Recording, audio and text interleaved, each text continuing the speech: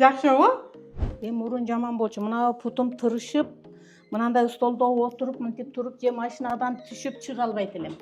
Азыр эми Кудайга шүгүр. Мына ушу аргонду иштем. Канча жылдан бери оорудуңуз?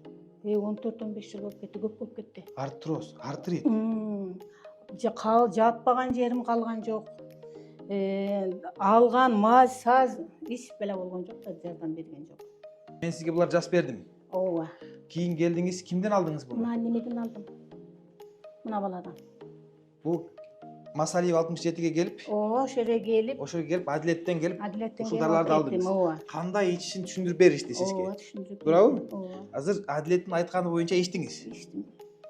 Ушуну ичип жакшы болду. Ооба, ушуну ичип жакшы болдум. Мунуларды иштейм. Буларды ичтиңиз. Азыр ушуларды ичип атасыз. Ичип атам. Базыңызчы? Мына жакшымын, Кудайга шүгүр, мына. Жакшы. Азыр зор болуп калдыбы? Азыр зор болуп калдым. Биз болгону себепчибиз го. Ооба.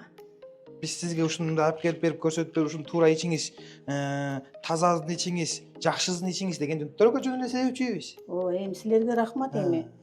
Кудайым ошо элдин кызматын кылып жүрө бергиле.